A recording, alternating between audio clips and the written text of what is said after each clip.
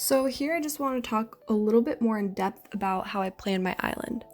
So my island kind of started here at number 1, went to number 2, and it changed a lot.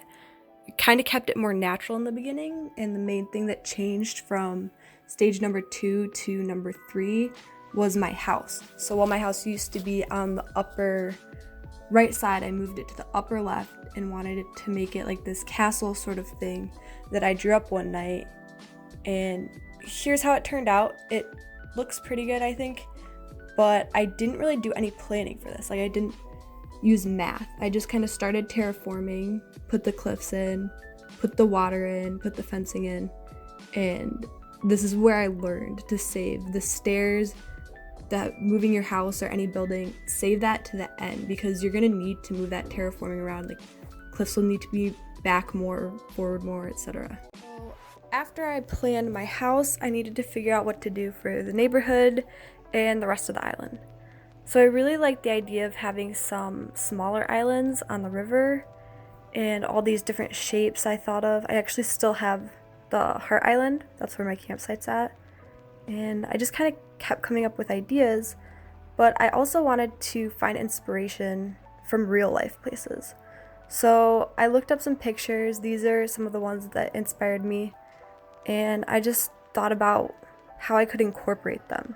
So I sketched them out and kind of brainstormed how they could fit into my Animal Crossing town. Like, how can I take this and put it into Animal Crossing with the tools that you have there? You know, you have 3 levels, you have waterscaping, and you can't go under the bridge like that, but you can make the bridge look higher if you put a waterfall on each side. So stuff like that, you know, there's different ways you can kind of get creative. This bridge here, I wanted to do that little island with like a lantern. I just used the pagoda and put that on the island and then had the bridge in the background. I'm actually thinking about switching the two now. So for my neighborhood, I used these pictures and I really liked how they had the little canals and like tiny bridges to get to the house. I thought that was really cool.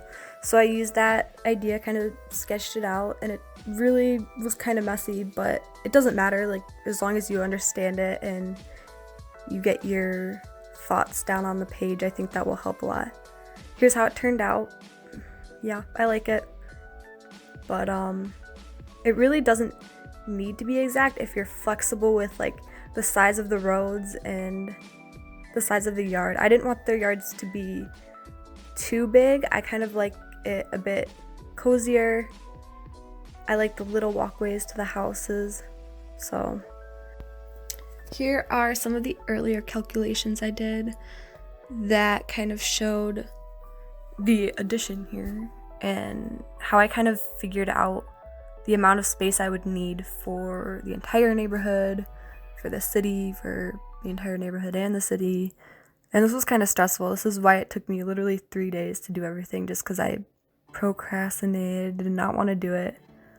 It was stressful, but here we have more accurate measurements for each building, and hopefully the graph paper can help measure if each square is basically 2. So here we have like a 16 by 16 that is equivalent, it equates to this 16 by 16 square with the white dashed line, and it has 3 extra spaces on the bottom by the beach there. So by 16 by 16 I mean 16 of these custom designs. I like to use those to measure, but it's also 16 holes or whatever. So here you have 3. This would then be 2 by 2, if that makes sense. So for the neighborhood, I really recommend using the fencing and the custom patterns and the terraforming. Put all of that down first. Like, do what you need to do with that before you move any buildings. If you can clear an area first, great, but that's expensive. I didn't do that. When moving everything around, it was kind of messy. But before you move anything, make sure that you have a custom design on the ground exactly where that building is going to go. That way when you say, let me imagine it, you can make sure that it covers the entire pattern and it's not off at all, because it's going to be so expensive to move. not worth it. So for my town then, you see up here where I have the campsite and the one that's unlabeled is the park.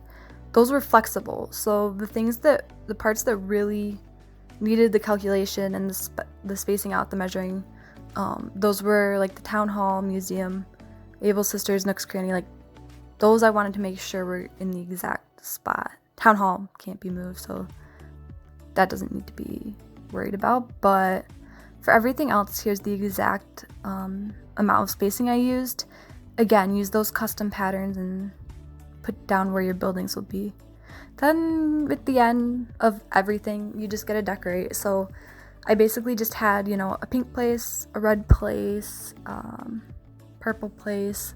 I kind of really just like to use the flowers and have like different color schemes, but like my campsite's orange. This I want to do yellow. I'm still working on it. Blue for the city because it's my favorite. Then black and gold here. So overall, some of the main points to remember are to terraform first and then use the custom patterns to help measure out the area. And it also might help to use a real life location or at least sketch out your ideas to help visualize what you want. And whenever you're creating a big section that has multiple buildings, it will help so much to just calculate the area that you need first for the entire area. So if you want 2 houses next to each other, each house is 4 by 4, so that's 8 plus a space in between, at least one space is 9. But then however much area you want for each yard is completely up to you, so you just have to decide and then add that in, And if you want, 4 buildings next to each other, you want all 10 houses in a row, it's just addition, but it is tedious. So once you're done with that, you can clear out the area you need. If you need 20 by 20, clear out that area if you can. Flowers, rocks. Buildings are going to be a lot harder to move. If you can afford it, do it. It will make it easier, but I couldn't, so I didn't. Then you're going to want to place the custom patterns down. So if you look here, it's really a beautiful drawing, but if you pretend that the orange spaces was like a measuring custom pattern, you're going to want to count that out, 20 by 20 or whatever you're using. And then the purple could be a different pattern that you're going to want to use to, in step 4, mark where the buildings go.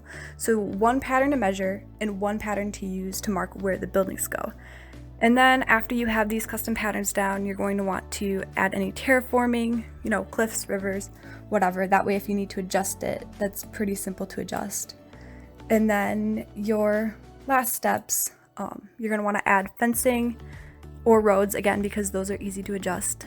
And your very last step, if nothing needs to be adjusted, look back at your cliffs, your roads, if the custom patterns that you used for the buildings, if those aren't running into everything, there's enough spacing, then move your buildings. So save that step for last so that you don't have to end up removing your buildings again, because that's going to cost. But yeah, let me know if you have questions, and thank you for watching.